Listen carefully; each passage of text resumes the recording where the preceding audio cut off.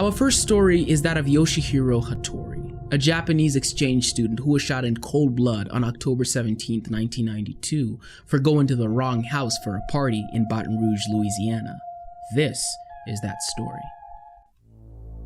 Yoshihiro Hattori was 16 years old when he got an opportunity to visit the United States of America for a year through the American Field Service, which is a worldwide youth exchange program. What if your family had a new teenager in the house? New brother or sister from another part of the world? It's possible if you host an American Field Service exchange student. In August of 1992, he arrived in Baton Rouge, Louisiana.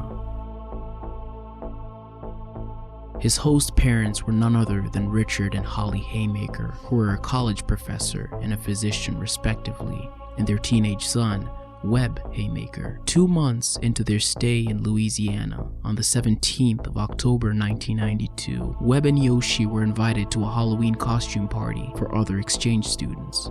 During his stay in America, Yoshi had been watching a lot of John Travolta movies, and so he decided to dress up as Tony from the movie Saturday Night Fever. So he rented a tuxedo and wore a ruffled white shirt and black pants and armed himself with his trusty black camera so he could take some pictures during the party. Webb Haymaker, on the other hand, decided to dress up as an accident victim because he had a neck brace from a diving accident, so he added some bandages to add to his costume.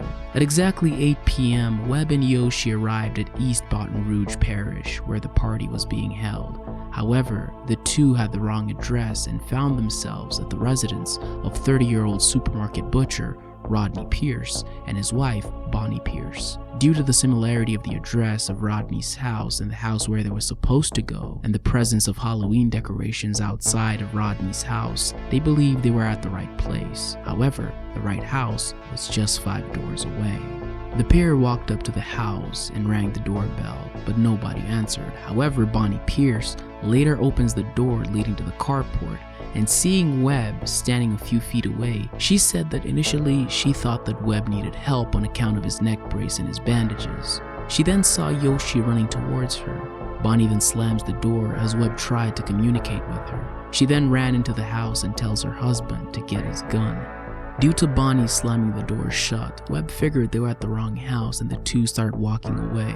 It was at this moment that Rodney Pierce appeared from the side door. In his hand was a .45 Magnum handgun with an 8-inch barrel and a scope. Yoshi saw Rodney and started moving back as he thought they were at the right house. He was moving at a fast pace saying, "We're here for the party, we're here for the party." However, he didn't see that Rodney had a gun, but Webb did, and started to scream at Yoshi, "Yoshi, no!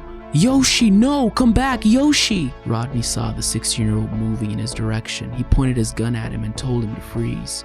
However, due to the language barrier, Yoshi couldn't understand and kept on moving forward, telling him, "We're here for the party," waving his arms with his camera in his hand, and with no hesitation, Rodney Pierce shot him in his chest. Rodney would slam the door shut after that, and Bonnie, his wife, would call the police. Webb would go next door for help, and when they both came back to the house, Yoshi was on his back, severely wounded. The police arrived 40 minutes after they were called, and Rodney and Bonnie never left their house once, the whole time, to help. When a neighbor called upon them for help, Bonnie yelled, "Go away!" When first responders arrived, Yoshi died in the ambulance. Rodney Pierce was not charged as the police determined that Yoshi was trespassing and his movements towards Rodney made him fear for his life. Later, Rodney was tried and found not guilty for manslaughter. Yoshi's family then sued Rodney, and they were awarded a sum of $100,000 by Rodney's insurance. Rodney would lose his job at the supermarket and his house and end up living in a trailer park. Cindy Song, aka Bunny Girl. It is common for children or adults to get kidnapped on Halloween. However, what is not common is for them to disappear into thin air without a trace. This is that story. Cindy Song was born in South Korea. In the mid-90s, Cindy moved to Virginia to live with her aunt and uncle to attend school in America. She was accepted into Pennsylvania State University after high school, where she majored in integrative arts, a course that combined engineering, communications, and science. She was in her senior year in 2001 and would be graduating in the spring of the following year. Cindy worked 2 part-time jobs between classes. The degree she was studying was a student design program where she created her own curriculum. And combining that she had multiple jobs, Cindy was disciplined and focused on the goal of graduating. On the 31st of October, Cindy decided to have a night off from her studies and celebrate the holiday. Cindy and her friends, Stacy Pike and Lisa Kim, were set to attend a costume party at Players Nightclub on College Avenue. Dressed as a bunny in a white tennis skirt, bunny ears, and a tail, the trio stayed until 2 a.m. the following morning when they moved on to a friend's apartment to continue the party and play video games. Cindy was dropped off by her friends at 4 a.m. on Thursday the 1st of November outside the Park Apartments on Clinton Avenue, the place she called home. This was the last time they saw their friend, as from this point, Cindy Song disappeared.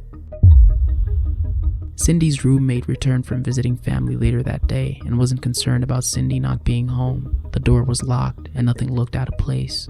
After 3 days, her friend became concerned about her lack of contact and called the police on the 4th of November. Cindy reached her apartment as her backpack that she had at the party was present. There was also a set of false eyelashes that she had worn with the bunny costume in her room, and her phone was still in her backpack. It is believed that Cindy went to a nearby 24-hour store in her costume after she had dropped off her things, as her keys and purse were missing. Investigators checked her phone records and no calls were made, and there was no activity on her credit card. They also read her emails and confirmed there was no suspicious activity there either. There were concert tickets set to take place in a couple of days and a receipt for a new computer that was due to be delivered in Cindy's room. From all accounts, she was happy and expecting to continue her life after she got home from the party. Police didn't believe that she had just ran away. Volunteers searched the nearby woods, but there was no trace of Cindy. A few days later, Cindy was reported missing. An eyewitness came forward to tell police that a woman who looked like Cindy was dragged, kicking and screaming in a car in Philadelphia's Chinatown district nearby, 200 miles away. The witness said that the woman was forced into a vehicle by a man who yelled at the witness to leave them alone. In 2003, bank robber and serial killer Hugo Selinski was also brought in as a suspect in Cindy's disappearance. An informant told police that Selinski had abducted a woman along with his accomplice, Mike Kukowski, and kept her in a walk-in freezer until she died. Selinski admitted to abducting Cindy, but told investigators that Kukowski was the one who killed her and kept the bunny ears she was wearing as a souvenir. Selinski told police that he and his accomplice mistook Cindy for a sex worker and kidnapped her. He said that Cindy's body was buried in Luzerne County, Pennsylvania. Police searched Selinski's home and found multiple bodies buried in his yard. 12 to be exact, but none of them were Cindy. One of these bodies was Michael Kukowski and his girlfriend, Tammy Fassett. The discovery of Kukowski's body meant that the investigators hit a dead end in the search for Cindy. When Cindy's mother heard the news that her daughter was missing, she traveled from South Korea to aid in the search. She kept her daughter's story alive and generated international coverage for the case. 19 years later, over 20 folders full of information relating to Cindy's disappearance remains untouched, with no clues, no leads, and Cindy still missing.